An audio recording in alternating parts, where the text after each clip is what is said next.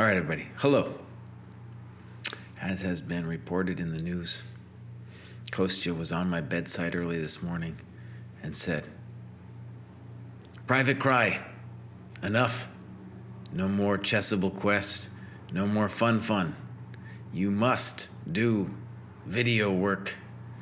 You must get on it. You are late." Mitch is disappointed as well. Mitch paid me a visit the other night as well. I didn't listen to Mitch at that point, but I understood that the pressure was on. I needed to get in line. I needed to do it. So here I am.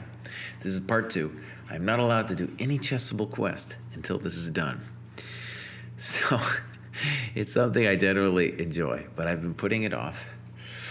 And as you know, I have been doing this game review show in various forms for years, first at chess.com.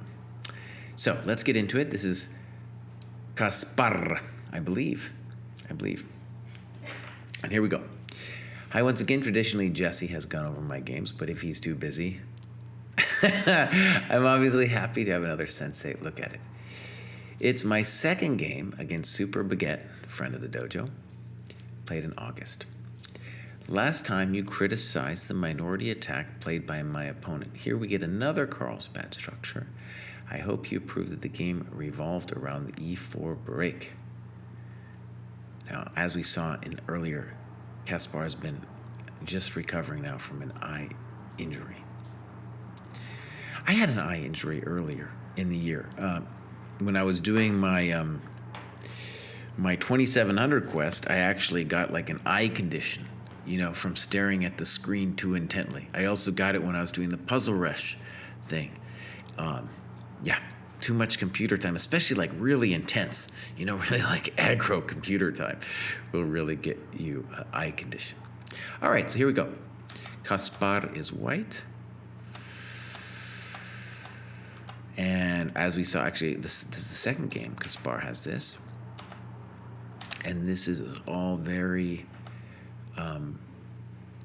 an interesting way of playing. Now, what I think is interesting about this knight f4 move is that if black ever plays bishop d6, it might feel like a pawns are people moment and we should move the knight. But no, the knight stays there like a jerk, and if black takes the knight, we get his good bishop, and the pawn on f4 is surprisingly nasty to deal with. So that's been my revelation in the position. And the reason one of the reasons it's a big deal is black wants to play bishop b6 anyway and really aim for counterplay against the white king. But the big fat knight there on f4 is in the way. So we'll see how this game goes down. This position, by the way, has been reached many times in GM play. Okay.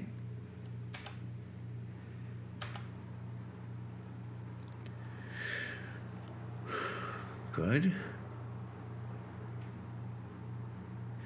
And definitely a moment of truth for white. And let's go ahead and put his move on the board. Bishop d2, knight g6. Now, moment of truth. Do you take it? Do you move back? Or do you let him take? And this is a very fascinating question. The argument not to take would be to say, hey, buddy, I have a space advantage. I don't want to trade anything off. And the knight on g6, maybe not the happiest piece anyway. Note to Benny, the pawn on f3 is what I was yelling at them in the last video for. It's a great pawn. If you're going to play against the Carlsbad, you need to use your f-pawn in some way. Make f4 work creatively, make f3 work, not just to threaten e4, but also to dominate the knight on f6. So this is an interesting question. I definitely think that's by all means a worthy question, and if bishop d6, then we can consider e4, and I'm not sure it works. For example, pop, pop, pop, pop, pop, pop, pop, pop, and we do not have bishop f4, so that might not work.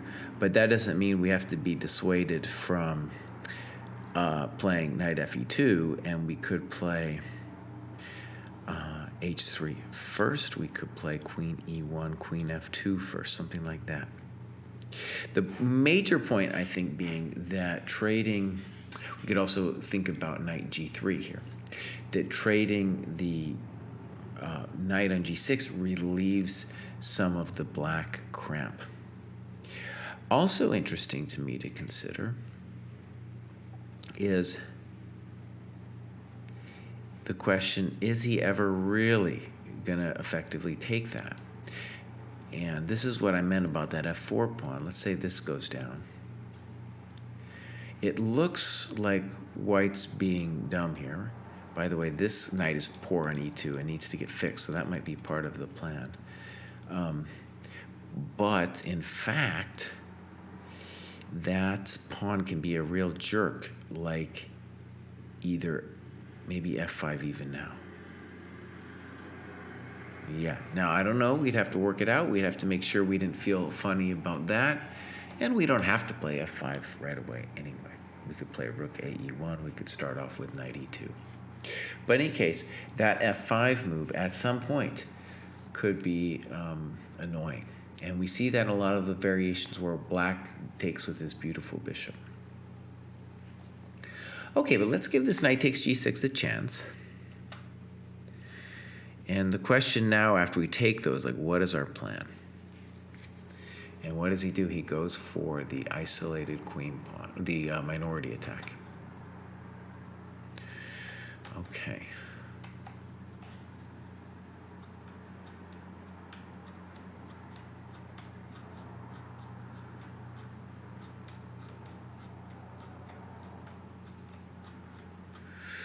My sense is black should be fine.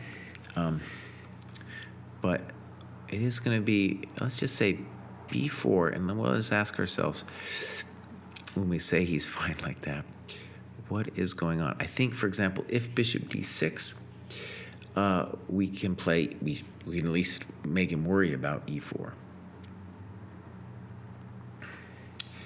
Because this guy's no longer indirectly attacked, right? Because the bishop gets in the way of bishop b6. And bishop d6 is definitely the move I believe we would like to play. Same thing if queen c7. Well, we'd have to at least have an answer. Black would have to have an answer to e4. All right, let's read what he wrote. I don't like b4 in hindsight, as I want to maintain the pawn on b4. I need to have knight e2 in response to a5.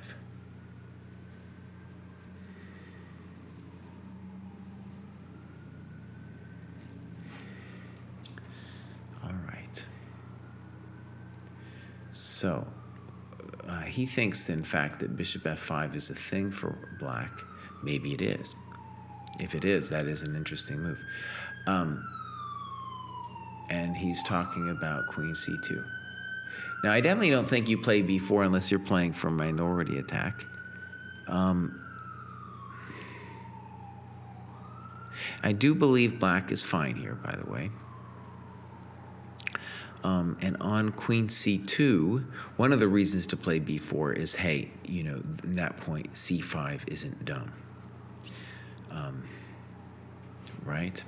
So, like, queen c2, c5, and black feels equal-ish to me. It was a big deal that he traded off that minor piece. In fact, this variation is on here with bishop e1. Bishop e1's interesting.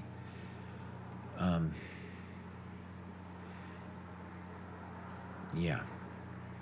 Okay, interesting position. So b4 and bishop f5 is what Kasper thinks black should play. And let's take a look. Definitely looks interesting. And nota bene, e4 is not possible here because queen takes d4 is happening at the end. Oh, that is annoying. And I assume what we should do here is say no trade for you. But that, by all means, has been an accomplishment for black to get bishop f5 in like that. Oh, bishop f5, very nice move, yeah. And that's the kind of thing, when you do your own analysis and you discover that move, that, you know, you kind of have it stored for later. The best piece and helping work against e4. And of course, there's the tactic that e4 itself doesn't work. And it's a big moment for black, and I think bishop f5, that's a nice note. a6. And so what this will do is throw the question back to white. What does he want to do? Right? And now,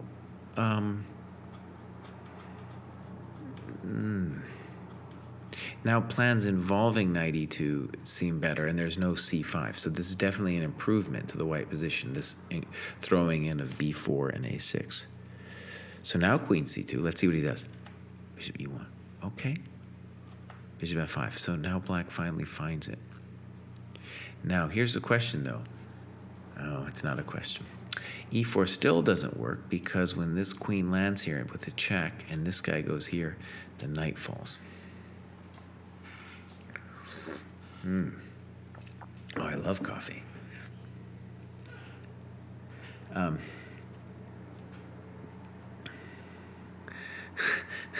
Okay, so bishop f5, king h1. All right, so let's just pause for a moment here.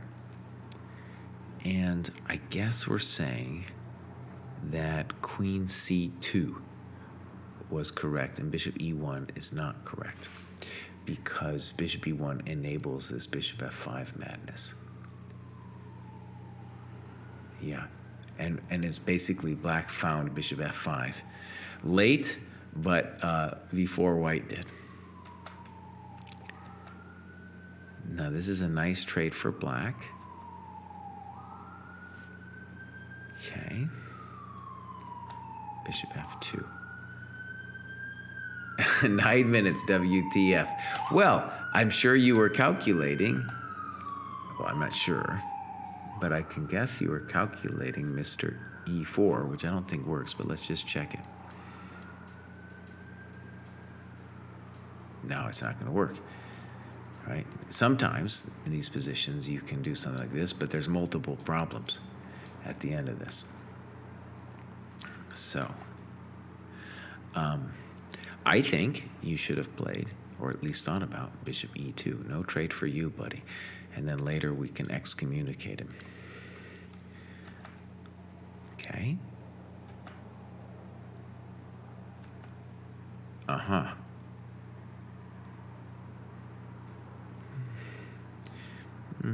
Okay. Okay, black's fudging about a little bit. So let's think about his position. I'm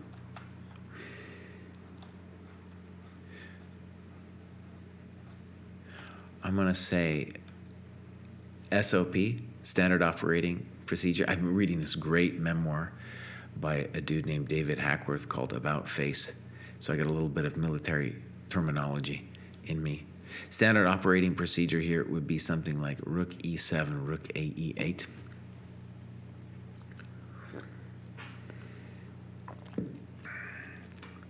So queen e7, okay, I'm not really sure what he's doing.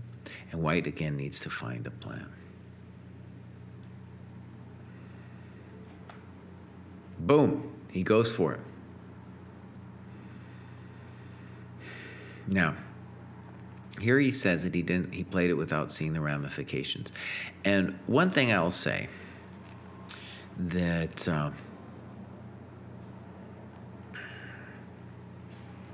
you know, that has everything, well, chess skill.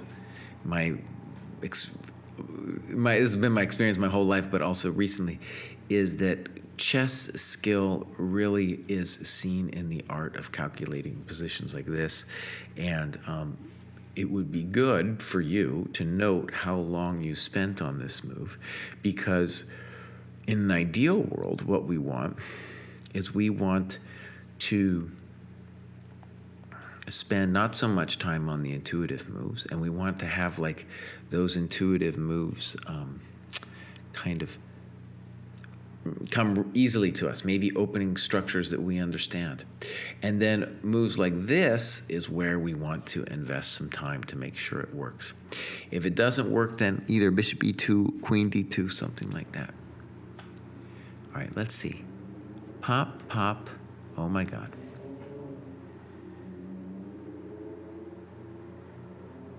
Yeah, it is very complicated, to say the least.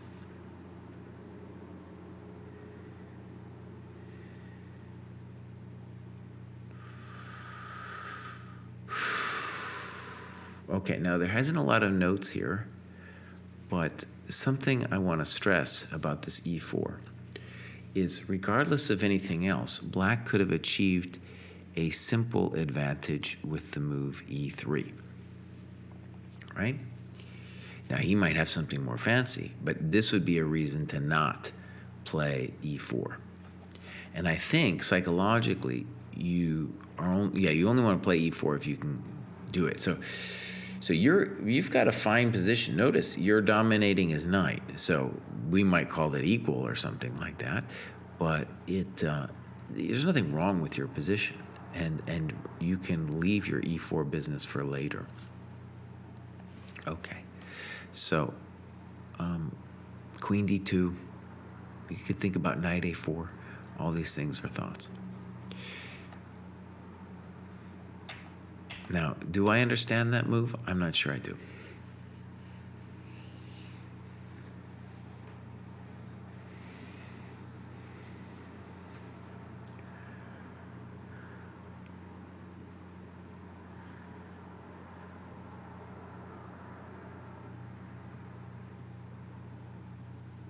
Now let's consider this FE for a second. So what he's saying is, well, here I'm concerned about this, and I feel like I'm losing my business. Let's just see for a second. So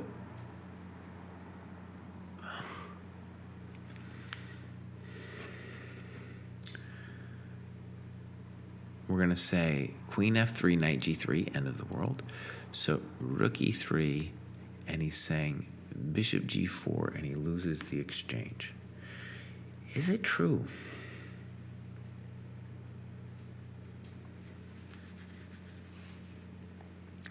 I'm not sure it's true.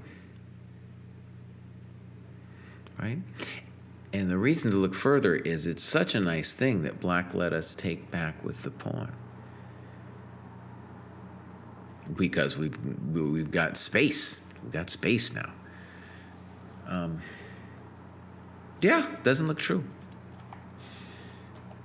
So that looks like black is, by the way, it looks like black is setting up for this, some kind of business with knight h5. And that's kind of our side of the board. So it shouldn't really work. So for example, in this position, if he played knight h5, well, I assume g4 is covering everything. Then we don't have to worry about anything there. It's our side. You can't mess with me over there, buddy. That's my side of the board, boss. So you see my extra pawn? What are you doing? What are you doing? My f pawn is engaged. If my knight were on f3 and I wasn't able to use it, it'd be a different thing.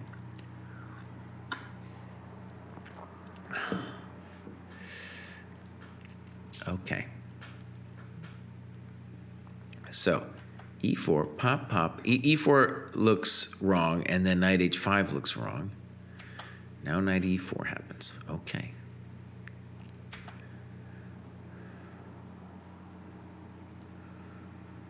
g4. Holy bajoli.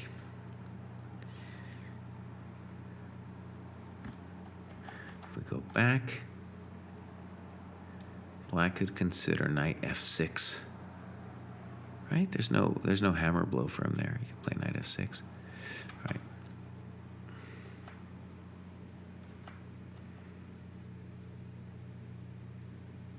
Right. Saying otherwise I have no opportunity to crowd out the bishop on d6. Okay. So it's got to be said, black has already funked up his business a little bit here, because even on rook takes e4, your unopposed light square bishop with like bishop c4 and stuff, it's not like he's crushed you by any means here. Excuse me, rook takes e4, no puedo because of knight g3. So I think the reasons maybe to do it are more that if you play A piece takes e3. Knight g3 will get rid of the knight. All right, so here we go. Pop. Knight f4. I had a feeling you were going to do that.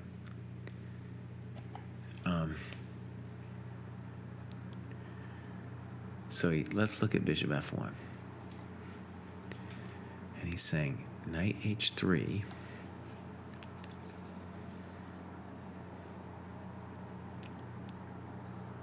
And he says bishop h3 is forced. But it's not, right? We can play e5.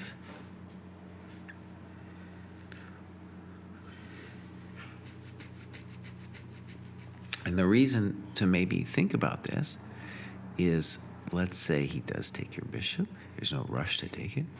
Let's just say he does and parks his bishop somewhere. Then I don't know what's going on, but we would at least want to look at this variation because the bishop looks like it's hitting a light square. Now, it's still very complicated. Something like this is going on, right? But definitely a variation to look at. All right, so e5. Snip quickly. I don't know if I would take so quick. That knight's a beautiful knight. But okay, I think I get it. Is that a fancy pants move? I mean, the queen's going to move to f3 really no matter what anyway, right?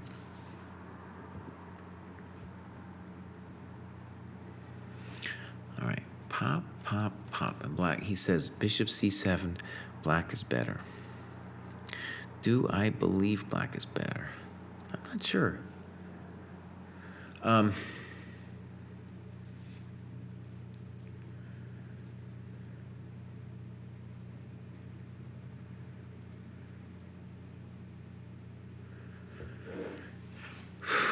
Yeah, do I believe black is better?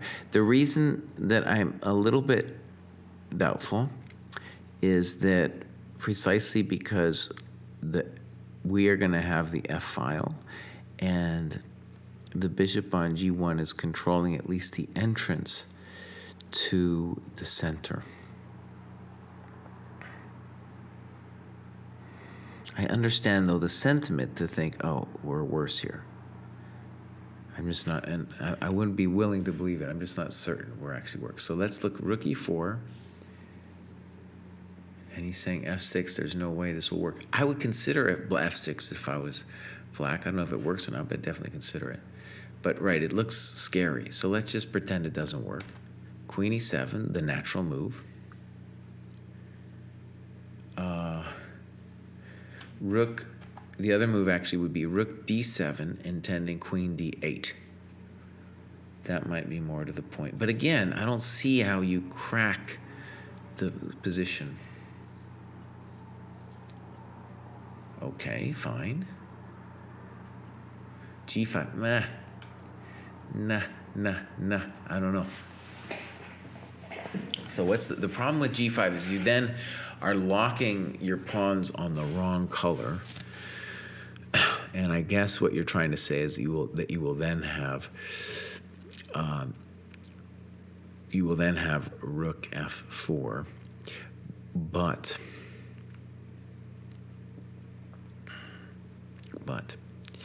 then we really risk a bad endgame because your bishop is so nasty on the dark squares. It's arguably already nasty, but it will be particularly nasty. So,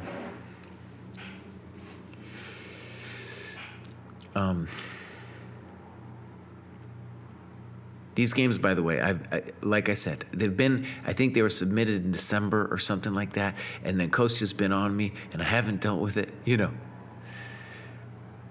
So instead of g5, let's just see if we can be a little more fancy.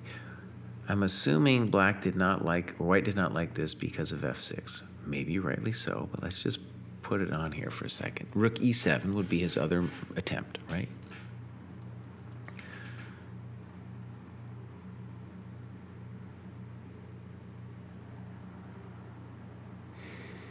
And this is scary, there's no doubt. But is it, how big of a threat is it? You know, I don't actually know yet. It is scary. There's no question.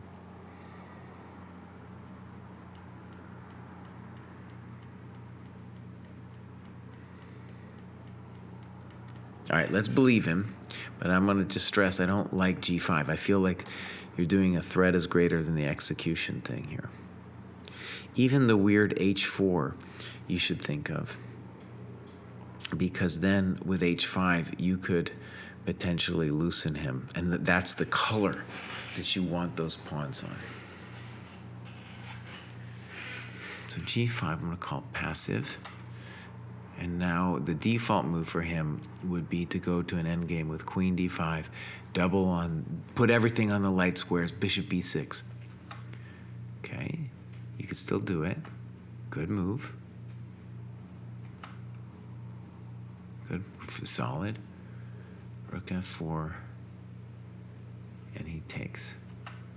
And now, interestingly, you say that you have equality. But now I definitely think he's better. We've had these vacillating, differing of evaluations. I think he's better because your pawns are all on dark squares and he's got a simple bishop b6. Right? Let's see here.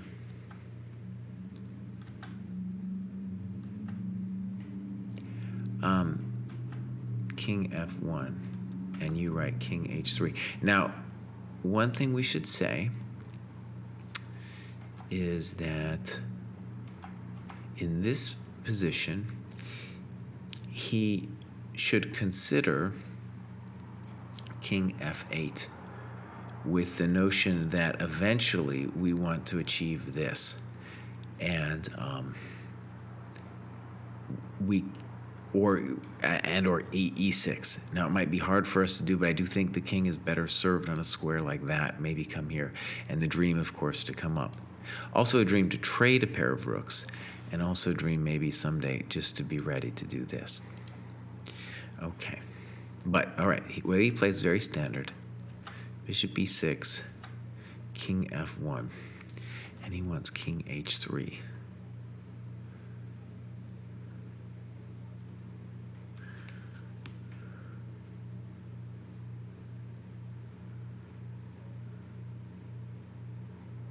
Now, one thing I want to stress is, as absurd as it looks, playing d5 at some point really has to worry black. So bishop b6 is like ideologically correct, but these d5 moves will always scare me. Right? Okay. So it is a big moment for white, and he considers king h3 and a5. a5 certainly makes a lot of sense. And maybe black should, honestly, black playing a5 here could be really annoying. Maybe even starting here, just so that we can open another front. I definitely think black's better here. There's no question about it, honestly. So king, bishop b6. Let's just look for a second. It's a little fanciful. d5. Takes. Now, if we're going to claim basically that if BC king G1 is equal, right? That truly seems equal. So pop would be the thing that scares the bears.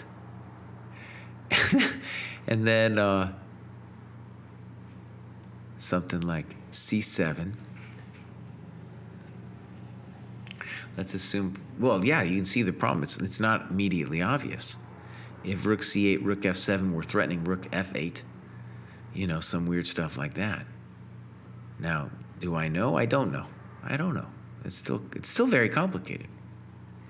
But this could be, it's not clear to me that black is, like boom, boom. We're threatening rook f8, boom.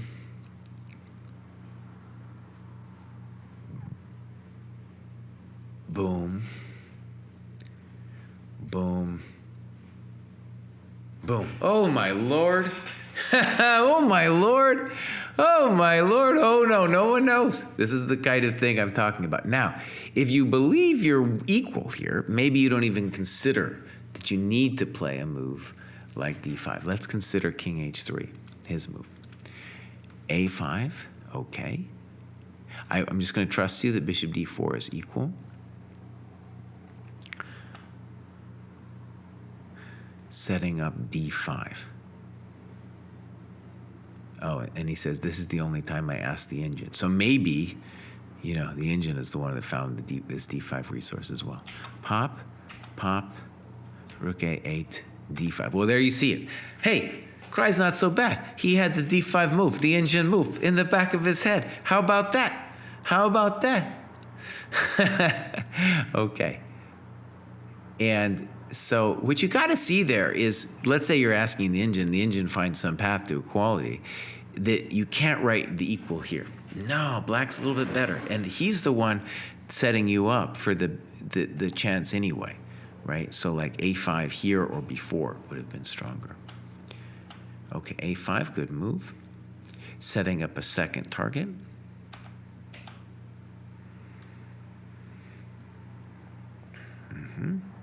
Clever. And now you write bishop d4 was obviously correct. Okay, now I don't know if bishop, so let me just say, it looks like white's intention is to say, if AB, we're going to play rook b4, right? And definitely looks better for black still there, but actually it looks pretty powerful. It does look pretty powerful. So this isn't necessarily forced. And let's see if bishop d4 was an easy draw. Maybe it is. Yeah, well, that's certainly a good move. And we're going to say an obvious problem here for black is his king, right? Well, I'm willing to believe this is equal. Yeah, just because the king is so terrible. Okay. And let's say that earlier on, black should have been thinking, we mentioned king f8 way earlier, fixing his king, and here you really see the price. So even he, and you can't play king f8 until you play, or you can't play rook d7 and then play king f8. You got to play king f8, e8 first. But black rushed it. And then he rushes it here too, because here definitely AB. And if he really doesn't like his soul, he can play A4. I don't want to play A4 too much. But A4, it's definitely still an advantage. But it's just like we played A5 for different reasons. AB is fine. Okay. Rook D3, it is a weird move. Oh no. We're going to blame that on his eye problem. That was definitely his eye problem.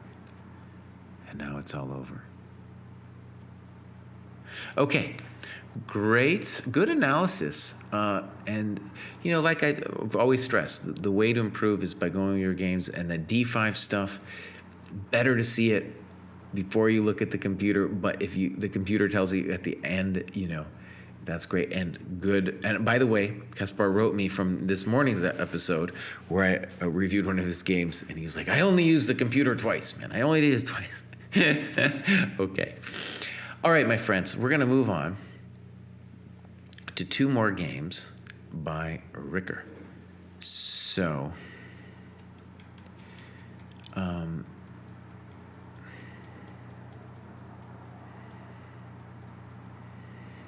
let's go grab those games, and then we will do it. So Ricker is an adult improver around 1,200, 1,300, depending on which. Oh, and now I always have to. One thing. Anyways, this is. I gotta save it with a result. See, because he didn't have the result. Ah, Christ. Okay. So I don't know who won, but then I got to save it with a result, or ChessBase won't let me import it. So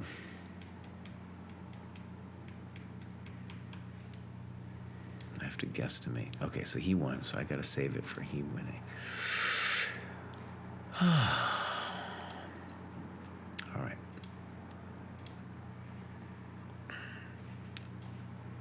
Pop. All right, here we go. Game number 2. This is again Ricker. Ricker is black. Hopefully his name will be in the business. Yes, it is. We will flip the board to see it from his perspective. And let's check it out. Oh, Ricker. Is this Kostya's influence? Is that who's to blame for this? Kostya, do you see in this? Is this you, buddy? I'll tell you why it seems faulty. It's faulty because you're not developing your pieces, boss. That's why it's faulty. It just gets weirder. Okay.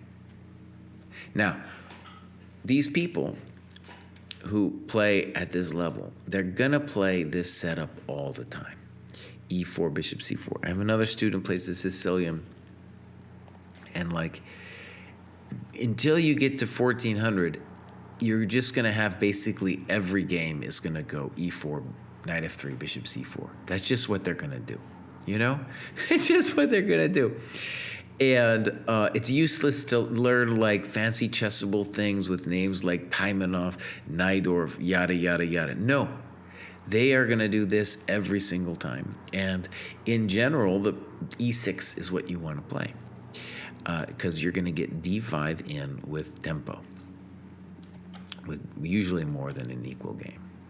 Okay, poor move, h3. Okay, notice what you're doing is you're making, it's fine to play this, but you are making unnecessary pawn moves, i.e., pawn moves are there, like e6 is there to get your dark square bishop out. If you played e6 directly instead of g6, it's more economical. So one of the things, Ricker, about the move a6 is I know that strong players have done it, and they've got some very highfalutin reasons for doing so. But where we are now, boss, I want you to do less pawn moves, more piece moves. And now f5 is very highfalutin, Ricker. d5, why you punish that bishop? Punish him, man. Okay, so f5. And we should talk about this move, ef5. I've noticed, I did a video about this, I think covering one of your games, Ricker, where I basically talked about how they always do this opening setup. And something I've noticed is, let's say we play e6 here, is almost without fail, what will happen is it'll go like here, here, and then they lose their central pawn with takes and free the bishop, In general, if they were going to do this, if they're going to play this way, they should at least try to play a setup like this, where they do not free the bishop and they leave their strong pawn in the center. So why did I go on that rant? Just because they always take. All right, now you get fancy with f5, with d5. And now, Ricker, some weird stuff happens. The guy takes. You got a free bishop, boss. Take that thing. Take that bishop. It's a free piece, boss. That's a free piece. And furthermore, dog, if you were scared about FG, you should just play knight f5 and play d5 next. There's no rush. Doesn't really matter. You're going to get d5 in no matter what. So this one's weird, Ricker. You got to take that thing, man. You got to take that thing. And you're winning. Game over. Now you're down a pawn. Whoa. Dang. Dang. Here we go, Ricker. Okay, so maybe e5, but I want you to see that with e5, you are opening or loosening your beautiful stranglehold on this bishop over here on a2, right? So I like your other variation, pop, pop, and then you can bring your rook in and you have some compensation, you know? Whether you have enough is a totally different question, but it's an interesting position. Okay, e5, king g2, that cannot be correct. Check to the miserable king. Oh, it's looking dodgy. Check to the miserable king. In. Oh, that doesn't look right. Pop. Bring the dogs in. Oh, now maybe Ricker, the interesting question would be, could Ricker have played rook f6 here? In general, I want you to keep your rook so that we can mate the guy. Now when we trade, we're running out of pieces. However, it's still interesting. Actually, this is very interesting, Ricker. And I don't know if you should have taken. Actually, this is great. What am I saying? You're getting that E3 pawn, boss. Oh, it's just a yard sale over here, man. Yard sale. Okay. I'm sorry I ever said bad things about you, Ricker. I'm sorry I ever said bad things. Okay, now that's well-intentioned. Uh-oh. Well-intentioned to play c4. But he is going to get bishop b1 in. And I think c4 is designed to blunt the bishop, but he still gets bishop b1 in. Now, do I know exactly what you should do? Not really. It's still hot. It's still a hot position. h5 is a thought. But okay, let's give c4 a chance. Poop.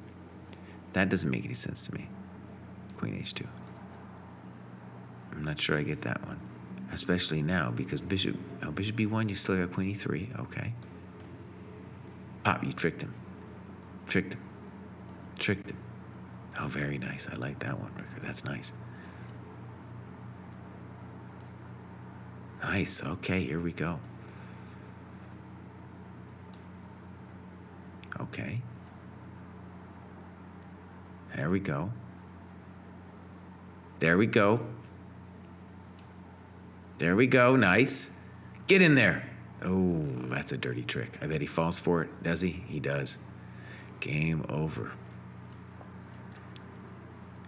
Okay. This, by the way, is a daily game, which is kind of an interesting new form of chess in a lot of ways.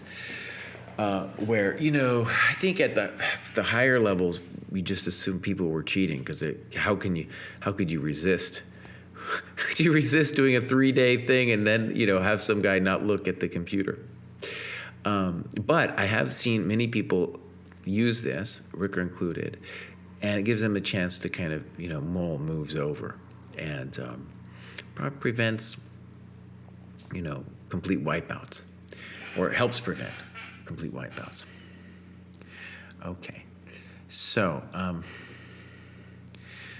let's go and we will do one more from Ricker.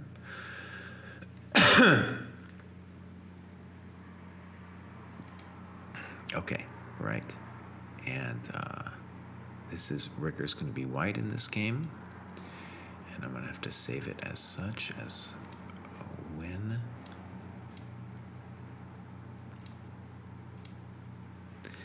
All right. Grab it. Bring it in. Bring it in. And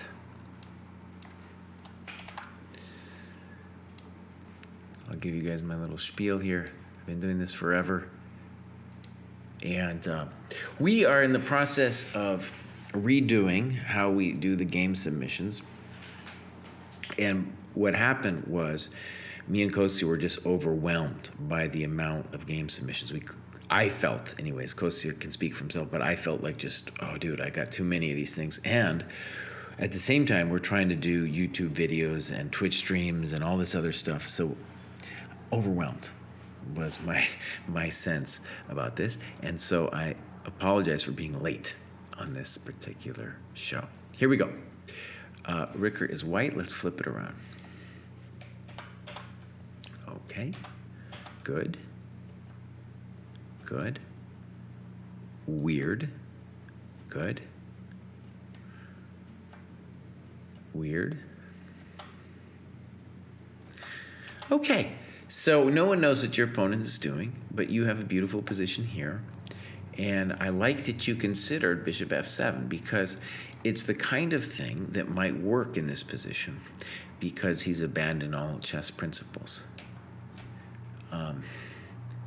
And king f8 is certainly no good. and king e8. There's a variety of problems on king e8. Knight e6 and queen b3 both look great. So I'm assuming that what we're saying is that bishop f7 was a knockout blow, and I guess it happened because he abandoned not only his development, but he abandoned this square where the knight is going to land in these variations.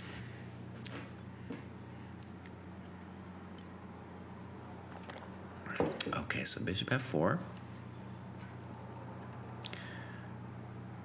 knight f6, and now you did it.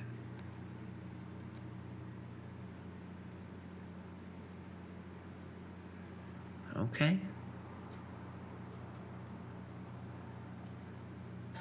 Looks beautiful, man. Okay. Now, is it easy? No.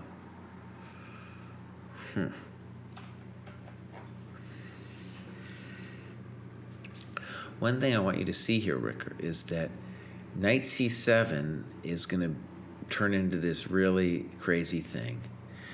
But that knight c5, just winning the piece back on b7, has got to be a good position for you, right? And here I don't know if you want to exchange queens. If you're just going to play knight d2, for example, well, we got to assume, well, I don't know, actually, maybe we shouldn't assume anything. What we should say is, this interesting thing is about to happen where he takes on b3 and then allows you to win the pawn on a7, all of which I think he could have prevented. First by playing knight bd7 here, and then we get some kind of position where I don't know what the evaluation is. And then here, he needs to really take care that your rook doesn't land with a big thud on a7. And it's already maybe problematic here. I think it's already big problems. So interestingly, the queen b3 was the big problem here. I don't see really a way out because the threat is not only knight a8, rook a7, but now knight a8 and bishop b8. Wait a second here. Ricker, we got to say something obvious, buddy. In this position, take, boss, because his knight's hanging. His knight's hanging. Oh, no. So wait a second. This means your whole business was winning the whole time, and your bishop f4 was the secret sauce. You had it, boss. You had it. And then he's still in trouble. He's still in trouble. But here he can play knight d7. And it's not clear anymore. Oh, now it's clear. I don't see any way out for the... Well, maybe he's going to get out. No, e5 now.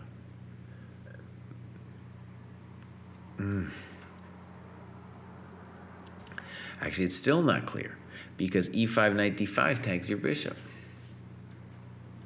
But here, isn't there a way for us? It seems like there's got to be a way. Pop. Okay, wait. He played e5. Oh, no. But aren't you getting in this move, boss? So, like, when you play e5, you give his knight a square. And if you had played knight f3, rook c8. Now, knight g5 is certainly a move. But doesn't this corral the knight? That corrals the dude, right? He is corralled. He is corralled. Ricker, let me say something, buddy. The thing about your game, where you are now, is you've definitely made improvement. Now, nota bene, sometimes you're slipping a little bit with the general principles, but the general principles have improved, and what you really need work on here is when you analyze the game, do it with an old-fashioned board and try to find variations like this. Try to see, is there a way for me to knock him out? Because e5, like maybe he's going to live now with knight d5.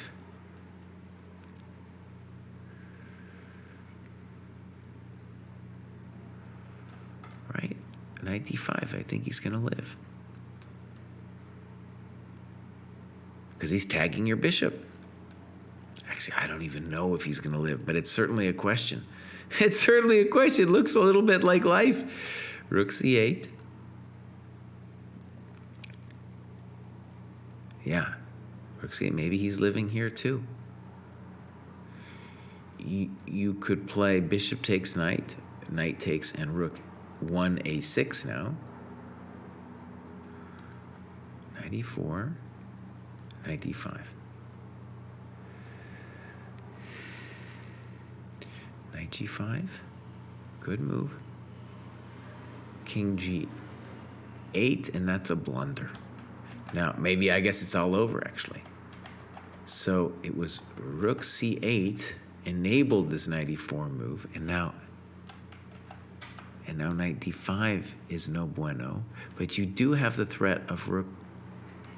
That's really intense. He's got to play, what, h6?